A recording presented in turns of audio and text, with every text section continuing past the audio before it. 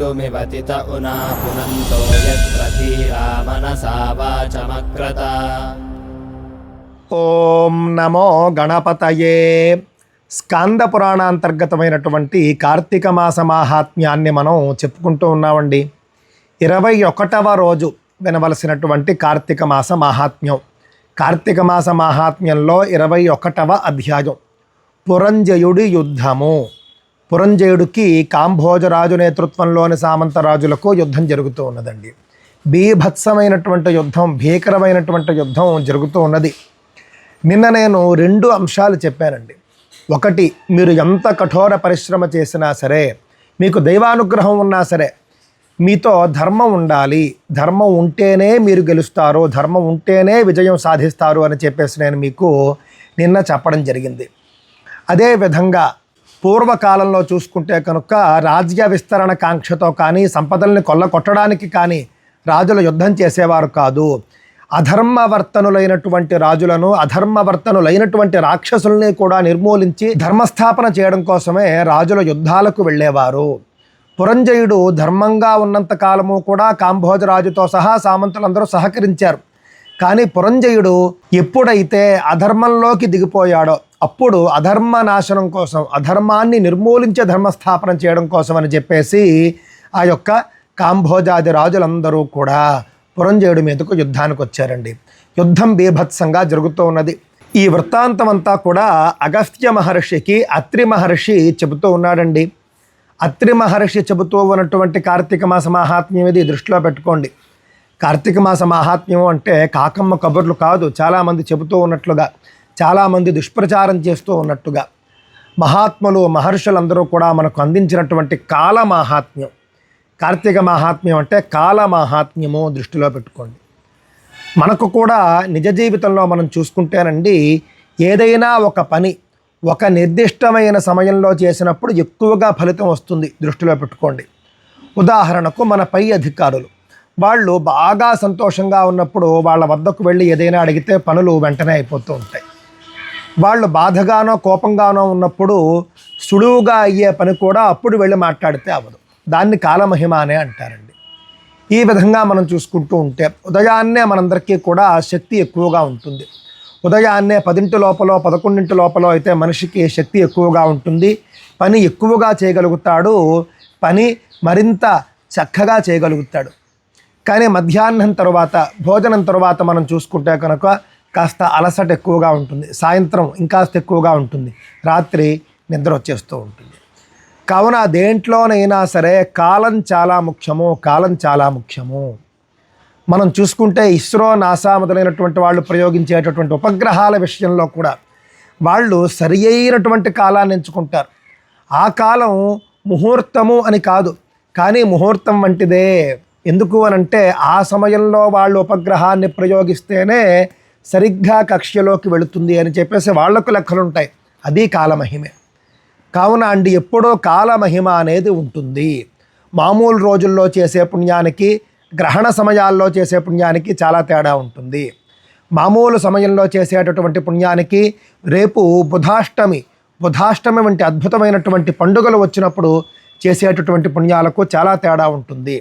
కార్తీక మాసంలో బుధాష్టమి నాడు మనం కనుక ఉపవాసం ఉండి శివారాధన చేస్తే ఆ వచ్చే పుణ్యం గురించి చెప్పాల్సినటువంటి అవసరం లేదు. కావున కాలము, దేశము, మనుషులు, సందర్భము ఇవన్నీ కూడా చాలా ముఖ్యమైనటువంటివి దృష్టిలో పెట్టుకోండి. అందువల్ల కార్తీక మాస మహాత్మ్యాన్ని అత్రి మహర్షి అగస్త్యుడికి చెబుతూ ఉన్నాడండి. అత్రిరువాచ యోద్ధుం ప్రత్యాగతం వీక్ష్య రాజానో రక్తలోచనాః శస్త్రైరస్త్రైశ్చరైశ్చారంగచ్యుతైస్తీక్ష్ణైశ్చ ముద్గరైః. ఈ విధంగా 2 వర్గాల వాళ్ళు కూడా ఘోరమైనటువంటి యుద్ధం చేసుకుంటూ ఉన్నారు. ఎవరూ తక్కువ వాళ్ళు కాదు. ఘోరమైనటువంటి అస్త్రాలు, ఘోరమైనటువంటి శస్త్రాలు, ఘోరమైనటువంటి ఆయుధాలు, గుర్రాలు, ఏనుగులు, ఈ విధంగా బీభత్సమైనటువంటి సంకుల సమరం జరుగుతూ ఉన్నదండి. ఆ యుద్ధంలో పురంజయ మహారాజు కాంభోజుడి మీదకు తీవ్రమైనటువంటి బాణాలు వేశాడండి. ఆ బాణాలన్నీ కూడా కాంభోజరాజు యొక్క హృదయంలో గుచ్చుకున్నాయి. గుచ్చుకుని ఆయన క్రుద్ధుడైపోయాడు. క్రుద్ధుడైపోయి, ఓ రాజా, నేను ఎప్పుడూ కూడా ఇవ్వడమే కానీ తీసుకునేవాడిని కాదు. నువ్వు ఇచ్చినటువంటి బాణాలకు రెండింతలు ఇస్తూ ఉన్నాను తీసుకో అని చెప్పేసి మళ్ళీ కాంభోజ మహారాజు పురంజయుడి మీదకు శరవర్షాన్ని కురిపించాడండి. ఆ విధంగా రాజుతో రాజుల యుద్ధం చేస్తూ ఉన్నారు, రథికులతో రథికుల యుద్ధం చేస్తూ ఉన్నారు, సామంతరాజులతో సామంతరాజుల యుద్ధం చేస్తూ ఉన్నారు. ఈ విధంగా ఏ స్థాయి వాళ్ళతో ఆ స్థాయి వాళ్ళే యుద్ధం చేస్తూ ఉన్నారు. దృష్టిలో పెట్టుకోండి. మహాభారతంలో కూడానండి ఒక సందర్భంలో ధర్మరాజు వెళ్ళి కర్ణుడితో యుద్ధం చేస్తూ ఉంటే కృష్ణ పరమాత్మ వచ్చి, రాజుతో రాజు యుద్ధం చేయాలయ్యా, నువ్వు చేస్తే గీస్తే నువ్వు వెళ్ళి దుర్యోధనుడితో యుద్ధం చేయి, నీతో సమానుడు దుర్యోధనుడు, కర్ణుడితో చేస్తావేంటి, కర్ణుడు స్థాయివాడు నీ తమ్ముడు అర్జునుడు చూసుకుంటాడు అని చెప్పేసి కృష్ణుడు పంపిస్తాడండి. నిజానికి ధర్మరాజుతో పోలిస్తే ఆ యొక్క యుద్ధ విద్యలో, ఆ యొక్క ధనుర్విద్యలో కర్ణుడు గొప్పవాడు. కానీ ధర్మరాజు వద్ద ధర్మం ఎక్కువగా ఉన్నది, అందుకే గెలిచాడు. కావున ధర్మమే ముఖ్యము, మన శక్తి కంటే ధర్మం ముఖ్యం. ఆ విధంగా ఇక్కడ కూడా సమాన స్థాయిలో వాళ్ళు పరస్పరం యుద్ధం చేసుకుంటూ ఉన్నారండి. ఆ తర్వాత కాంభోజ మహారాజు పురంజయుడి మీదకు బాణాలు విసిరాడు, ఈయన మీదకు విసిరాడు. పురంజయుడు వేసినటువంటి బాణాల ధాటికి కాంభోజ మహారాజు మూర్ఛిల్లాడు. మూర్ఛిల్లిన తర్వాత యుద్ధం మరింత తీవ్ర రూపం దాల్చిందండి. ఆ తర్వాత కాంభోజ మహారాజు విజృంభించాడు. విజృంభించినప్పుడు సాయంకాల సమయానికి ఇంకా కాంభోజ మహారాజు యొక్క ధాటికి పురంజయుడు తాళలేకపోయాడు. కారణం ఏమిటి అనంటే, ఇద్దరూ సమానమైనటువంటి శౌర్యాన్ని కలిగిన వారే, సమానమైనటువంటి బల పరాక్రమాలు కలిగినటువంటి వారే. కాకపోతే కాంభోజ మహారాజు వద్ద, అతని వైపు ఉన్నటువంటి ఆ యొక్క సామంతరాజుల వద్ద ధర్మం ఎక్కువగా ఉన్నది, పురంజయుడు వద్ద తక్కువగా ఉన్నది. ధర్మం తప్పాడు పురంజయుడు. అందువల్ల సాయంకాలానికి పురంజయుడు బలం బాగా క్షీణించిపోయింది.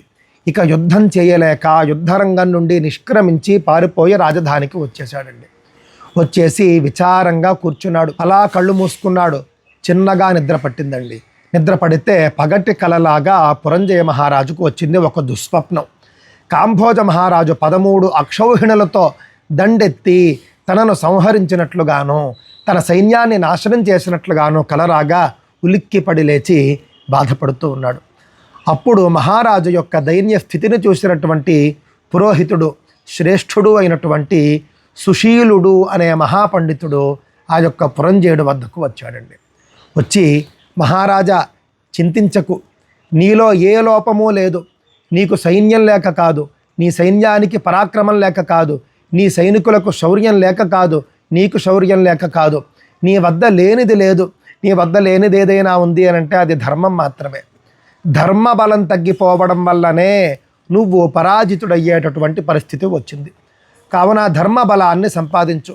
ధర్మ బలం మనకు రావాలి అని అంటే కనుక ముందు దైవ బలం రావాలి. దైవమే మనల్ని ధర్మం వైపుకు నడిపిస్తుంది. కావున నువ్వు దైవారాధన చేయి. నువ్వు అహంకారంతో దైవారాధన విడిచిపెట్టావు, బ్రాహ్మణుల్ని ద్వేషించావు, వేదాలను ద్వేషించావు, బ్రాహ్మణుల్ని నిందించావు, బ్రాహ్మణుల ద్రవ్యాన్ని అపహరించావు, సాధారణ జనుల యొక్క ద్రవ్యాన్ని అపహరించావు, బీద సాధల యొక్క ద్రవ్యాన్ని అపహరించావు. పాపం చిన్న చిన్న పనులు చేసుకునేటటువంటి వాళ్ళ వద్ద కూడా నువ్వు డబ్బును దోచుకున్నావు. బంగారు దొంగలను నువ్వు ప్రోత్సహించావు. ఈ విధంగా నువ్వు చాలా చాలా తప్పుడు పనులు చేశావు. అందువలనే నీకు గతి పట్టింది.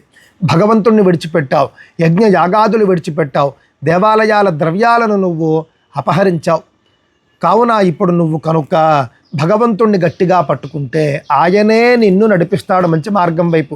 ఆ తర్వాత నువ్వు బాగుపడతావు, నీకు విజయం చేకూరుతుంది అని చెప్పగా పురంజయ మహారాజుకు కొంత సాంత్వన కలిగిందండి. అప్పుడు సుశీలుడు అనే ఆ పురోహితుడు పురంజయ మహారాజుతో ఈ విధంగా చెబుతూ ఉన్నాడండి. ఇదానీం కార్తికే మాసి పౌర్ణమి పుణ్యనాథని ఊర్జే పూర్ణకళానాథ దినే చాజ్ఞర్క్ష సంయుతే హితం బ్రవీమి నృపతే తస్మాదప్యధికం తవ తత్కాల సంభవై పుష్పై కేశవం కార్తికేర్చయ దీప ప్రజ్వలనం విష్ణో దీపదానం నరేశ్వర నర్తనం కురు కృష్ణేతి గోవిందేత్యాలయే హరే. ఇప్పుడు కార్తీక మాసం నడుస్తూ ఉన్నది. ఓ మహారాజా, నేడు కార్తీక పూర్ణిమ. కావున నీవు విశేషంగా పుణ్యస్నానాన్ని ఆచరించు. ఆచరించిన తరువాత విష్ణువాలయానికి వెళ్ళి విష్ణువును విశేషంగా తులసి దళాలతోనూ నేడు నీకు దొరికినటువంటి పువ్వులతోనూ భక్తి శ్రద్ధలతో పూజించు. దీపారాధనలు చేయి. భగవన్నామస్మరణ అంటే మహావిష్ణువు యొక్క నామస్మరణ చేస్తూ చక్కగా మహావిష్ణువు ముందు నాట్యం చేయి. నువ్వు నాట్య విద్యలో కూడా నువ్వు విశారదుడవు కావున భక్తి తన్మయత్వంతో నాట్యం చేయి. ఈ ఇన్ని సేవలో కూడా కార్తీక పౌర్ణమి నాడు నువ్వు విష్ణువాలయంలో చేస్తే కనుక విజయం నీదే అని చెప్పేసి ఆయన చెప్పడం జరిగిందండి. తవోపజాయతే సూను సత్యం శంకర భాషణం రాజన్నేవం కృతే పుణ్యే కార్తికే కేశవ ప్రియే. పూర్వం నేను శంకరుడు చెప్పగా విన్నాను, కార్తీక మాసంలో ఎవరైతే మహావిష్ణువును పూజిస్తారో సంతానం కోసం వాళ్లకు మంచి సంతానం కలుగుతుంది అని. కావున నీవు కార్తీక మాసంలో విశేషంగా విష్ణు ఆరాధన చేయి, నీకు కూడా వీరుడు శూరుడు అయినటువంటి పుత్రుడు కలుగుతాడు అని చెప్పేసి చెప్పడం జరిగిందండి సుశీలుడు. ఆ విధంగా సుశీల పురోహితుడు చేసినటువంటి ఉపదేశాన్ని భక్తి శ్రద్ధలతో విన్నటువంటి పురంజయ మహారాజు ఏం చేశాడు చూడాలండి మనం. అప్పటికే ఆయన అధర్మ మార్గంలోకి వెళ్ళిపోయాడు, ధర్మం నుండి దూరంగా జరిగాడు, దైవం నుండి దూరంగా జరిగాడు. కార్తీక వ్రతశీలానాం ఆయురారోగ్య సంపద పుత్రలాభ కోశవృద్ధి సర్వత్ర విజయోనిశం సత్యం భవతి రాజేంద్ర తత్కురుష్వా విలంబనం అని చెప్పగా పురంజయ మహారాజు ఇప్పుడు ఏం చేయబోతూ ఉన్నాడు, కార్తీక మాసంలో ఏ పుణ్యాలను ఆచరించబోతూ ఉన్నాడు, ఆచరిస్తాడా ఆచరించడా అని చూద్దామండి. ఇది శ్రీ స్కాంద పురాణే కార్తీక మాస మాహాత్మ్యే ఏకవింశోధ్యాయ సమాప్త. ఇంతటితో కార్తీక మాస మాహాత్మ్యంలోనండి 21వ అధ్యాయం పూర్తయింది. 21వ రోజు వినవలసినటువంటి కథ పూర్తయిందండి. నిన్న సాయంత్రం అండి ఢిల్లీలో ఎర్రకోట వద్ద భారీ పేలుడు సంభవించింది. 9 మంది మరణించారు, 30 మందికి పైగా క్షతగాత్రులు గాయపడ్డారు అని చెప్పేసి చెబుతూ ఉన్నారండి. ఎంత శోచనీయమండి, ఎంత దుర్మార్గం, ఎంత బాధాకరం. ఈ విధమైనటువంటి ఒక దాడి భారతదేశ రాజధానిలోనే జరగడం, అది కూడా ఎర్రకోటకు దగ్గరలోనే జరగడం అనేది అత్యంత కడు దుఃఖకరంగా నేను భావిస్తూ ఉన్నానండి. వాళ్ళందరి కుటుంబాలకు కూడా సానుభూతిని ప్రకటిస్తూ ఈ యొక్క బాధను తట్టుకునే ధైర్యాన్ని భగవంతుడు కార్తీక దామోదరుడు వాళ్ళందరికీ కూడా ఇవ్వాలి అని చెప్పేసి కోరుకుంటూ ఉన్నానండి.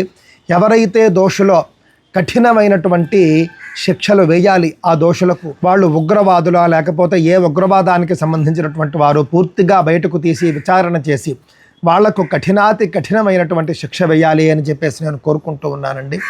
స్వస్తి.